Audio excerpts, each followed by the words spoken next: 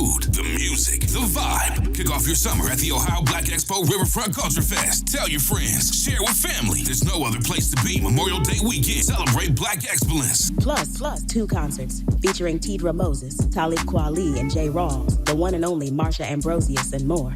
Experience the African diaspora at its finest. So go to OhioBlackExpo.com for tickets, updates, and more. Visit OhioBlackExpo.com. That's OhioBlackExpo.com.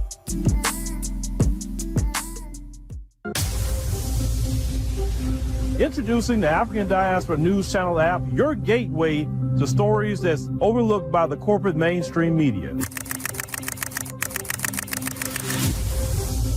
At African Diaspora News Channel, we cover stories that don't receive mainstream attention, and we serve as the voice to the global Black community. We are committed to informing and educating through the power of media, connecting the African diaspora one story at a time. With our platform, we're helping to end injustice by exposing it. Join us in standing for excellence in journalism and serving our community. Download the African Diaspora News app today.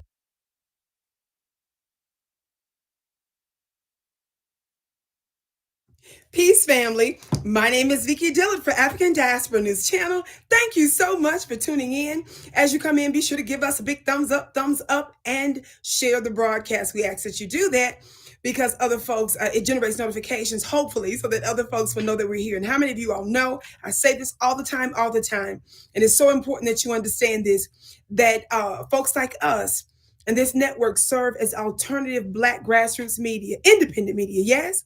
Which means that we're the counter voice to the powers that shouldn't be, yes?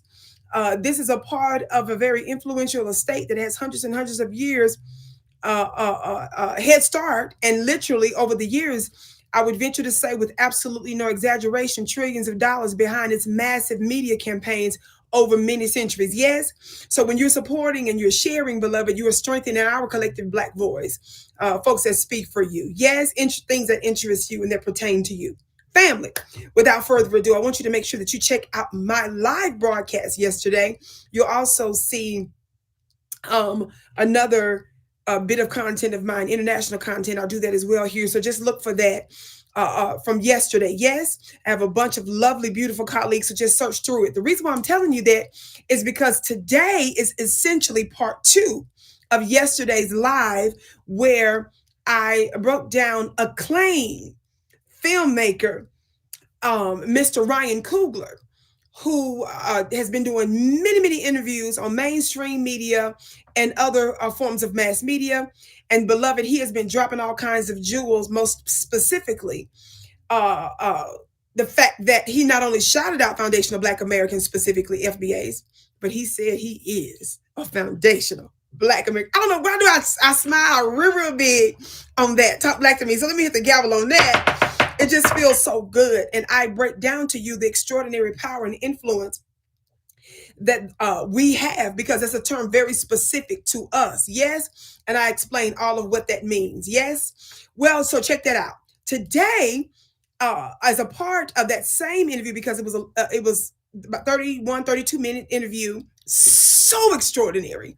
And of course, we make real short clips here. But I want to remind you a little bit of what he said about being an FBA yesterday.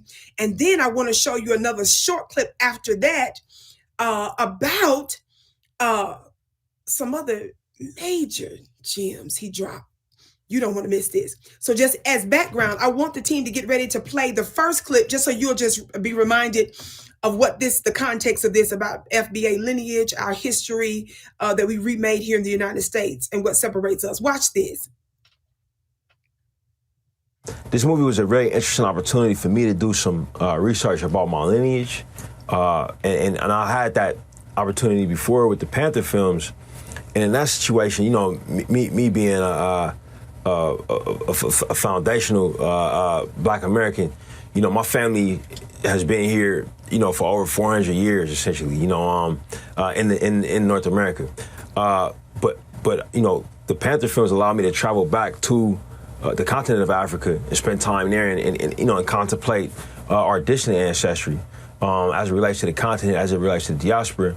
This movie afforded me the opportunity to go back to my more recent lineage, 100 years or so, and go back to, the Mississippi, a state that I had never been to. I'm almost 40 years old.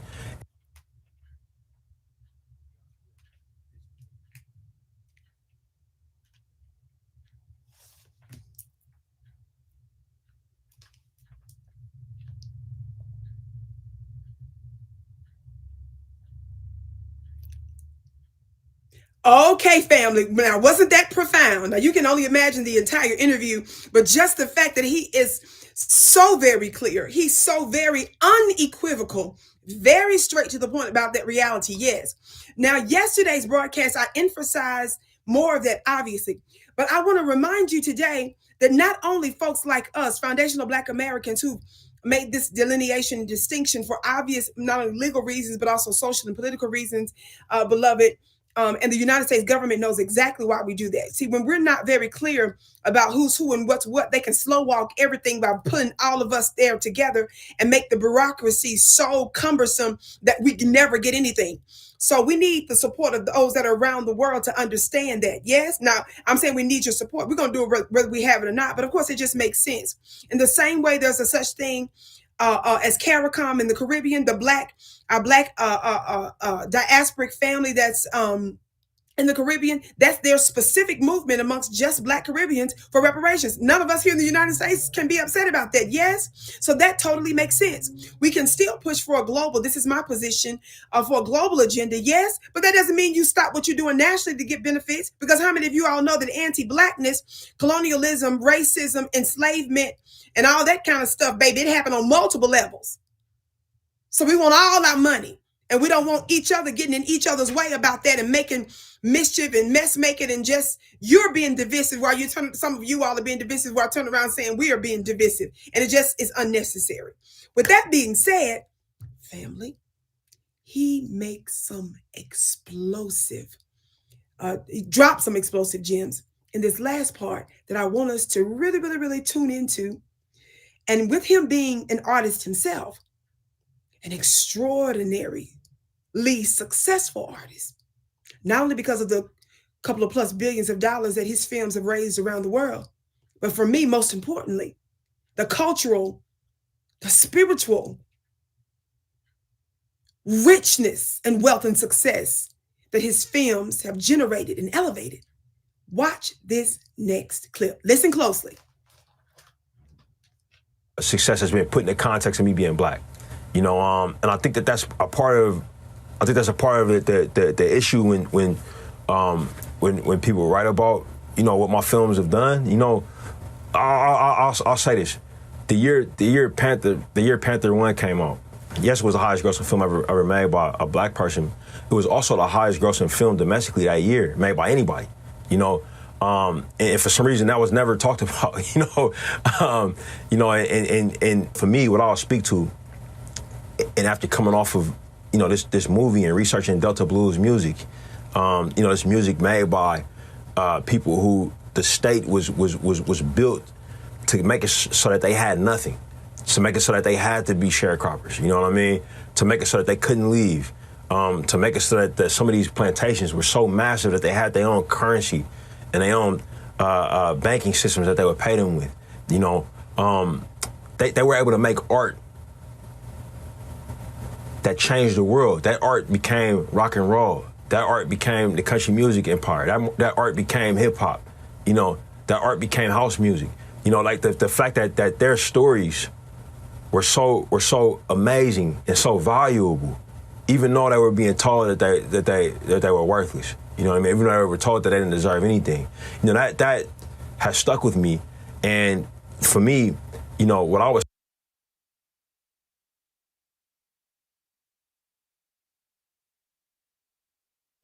Wow, wow, wow, wow, wow, family.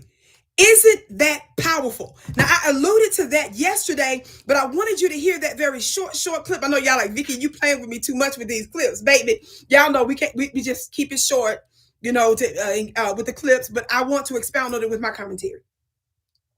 Of course, this means so much to me because I'm a girl from the South. I was born and raised in Mississippi, the deep, dirty South. So I know more than anybody what the energy of the very, very, very, very deep South, Mississippi in particular's a reputation and energy and contribution to the oppression of our people at large in the United States and in North America and in the Americas, period. But specifically, there was a unique diabolical energy about the state of Mississippi that stood out from most. Now, he visited that and he was moved by his roots there. Yes. And like he does in, as I mentioned in yesterday's broadcast, he acknowledges his distant ancestry, as he called it. He said he explored that when he went to Africa, went to the continent for the film Black Panthers, obviously. But he said, I got a chance to explore my most recent lineage, even though he said his ancestors, of course, have been here in the Americas for 400 years. Yes, but specifically the last 100 and some odd years, foundational Black Americans. We are unique in that way. The reason we say we've been here for 400 years is because our bodies were here even before the formal signing of the Constitution, before 1776. We were the foundation and the building of the Constitution and the literal layout and construction of what you call the United States of America. That's unique amongst all. This entity, not just the land itself, because we know that some of the indigenous folks, the original indigenous folks here were Black people, Black-skinned people like us, but under different tribes and names, yes? But the uniqueness that we brought to the world, foundation of Black Americans, you can't just situate us in any type of way. So that's what the distinction is. But notice what he said about these plantations. Where's Vicki going with this? He talked about one particular plantation that he went to. And he talked about the fact that some of the plantations in general were so wealthy, so massive, that they had their own currency and their own banking system. How many of us knew that? He talked about his people, our people, us, having to create this thing, but not be able to benefit from the extraordinary. And he even talked about how in the film, you'll see the fertility of those lands and plantation. Yes. Yes. He discussed the crops and all of that and our extraordinary contribution to it. He talked about how in the United States, discrimination here was so bad that those of us that were artists here in the United States, a lot of times we weren't permitted to perform. But there were some doors that were open in Europe, right? And he specifically talked about that the composer that does the music for his films, his folks are from Sweden. And he said that his father, the young man who does the his music for all of his films, composes his films, he said that his father is the one that inspired that the gentleman that does the composing for his films to become a musician, because his father was a musician after being way over there in Sweden, listening to foundational Black Americans who were allowed to tour in places of Europe, including Sweden and so forth, and wasn't even allowed to perform oftentimes in the United States because of anti-Black racism. And so he said that the young man's father was able to go with him on this blues tour, as he called it, in the South, down South, and make one of his dreams come true because he was inspired, the young man's father, thus his son, based off of foundational Black Americans in Sweden, under the foot and under the heel of Jim Crow. Did you hear our brother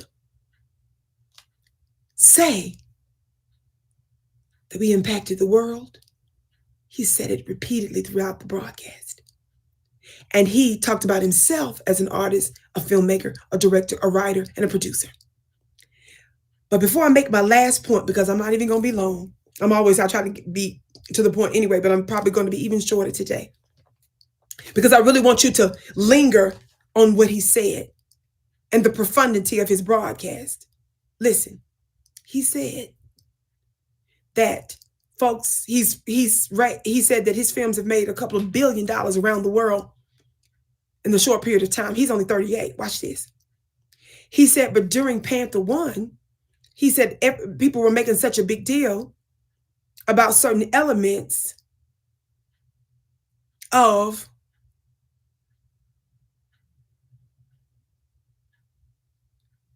the success of the film, right? He said that they kept emphasizing the fact that he's a Black filmmaker, he's a Black producer, he's a Black this, Black that. And of course, he embraces it. That's a part of who he is, duh. But he says that they kept trying to say that as a Black filmmaker, Black producer, Black so forth and so on, he was the top Black or the top African-American movie for that year or whatnot. He said, but what they didn't say is not only was that true, he said what they didn't say was that domestically, I believe he was referring to Panther 1, he said it was a top grossing film domestically, period. And as he made clear, there's a reason they keep that part out. And I want you to know, foundational Black Americans, and I want you to know our brothers and sisters that are part of the diaspora around the world. It's important that you recognize that we impact and influence the world. And somebody of his caliber acknowledges and admits what we've always told you. And y'all know the truth. So this is why it's highly disrespectful when folks come here and say stuff, and folks from around the world, and unfortunately some of our own ignorant people say, y'all don't have no culture. Baby, we are the world's culture. I said we are the world's culture. He made a couple of more points here. Do you all understand that there is clearly a financial agenda in keeping Black Americans, foundational Black Americans, away from the wealth that they are due? Don't tell us to work for something that you bloody owe us. You want us to accommodate your robbery. You want us to accommodate your theft. And you want to enjoy the spoils of our labor, and you don't want to have any accountability behind it. And a lot of you claim to be Christians and embracers of the scripture.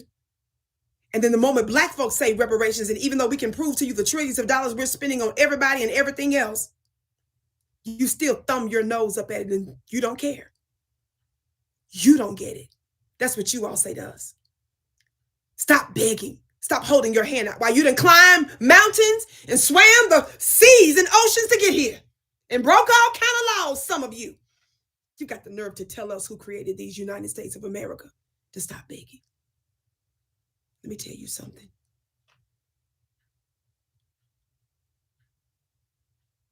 Most of you, I can promise you, didn't know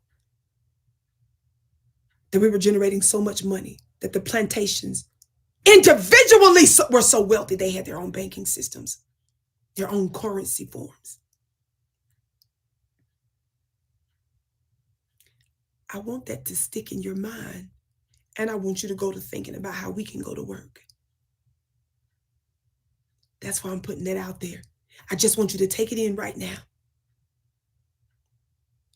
And then I want you to remember what he said in the middle of this extraordinary oppression, in the middle of all of this difficulty. Yes, what did he say? We who are foundational Black Americans, we created, and I wanted to make sure that I took notes.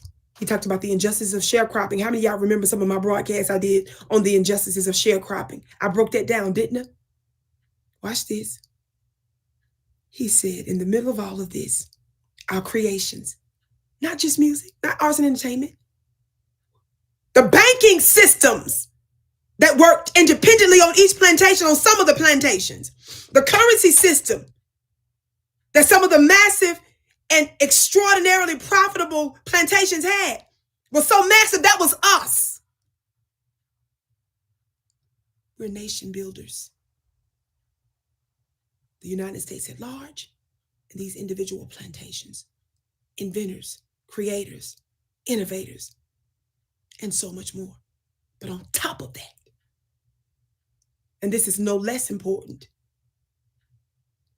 he said, what did you hear him say? We created rock and roll, country music, hip hop. Didn't he say it, y'all? And house music. among others. Now, Vicki ain't finna go back in history because he didn't talk about this here, but I can link the fact that we're directly responsible for classical music and other forms of music, period, but we're gonna leave that alone. Why am I bringing this up before I go? How many of you all know in the past recent years, folks like Fat Joe, that white Latino, looked like a white Latino man to me, who we let into the hip hop world, who we gave a legacy and money to and prestige before he turned and became extraordinarily anti-black. And when we called his anti-blackness out, he had the nerve to get upset when we reminded him who the mother and fathers of that was. Not only him, many in the United States and around the world all of a sudden decided that you got amnesia. I tweeted out long before he said this.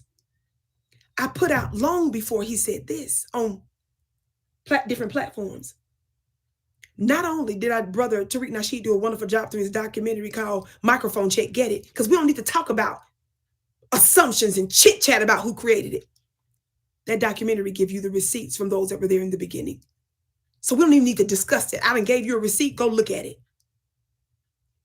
But in addition to what we know, one of the things I said long before I ever heard our brother say this recently in this interview, I said, why we sitting up here playing like we don't know black folks invented hip hop when we created jazz, when we created country music, when we created rhythm and blues, when we created the blues, when our black hands are also on the classical music?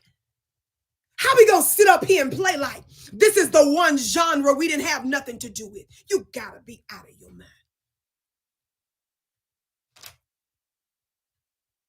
He didn't have to say all that. He didn't have to talk about the economics of black creations. He didn't have to talk about specifically foundational black Americans and emphasizing that I am a foundational black American. Did that smile go again? This time I got chills too when I said it.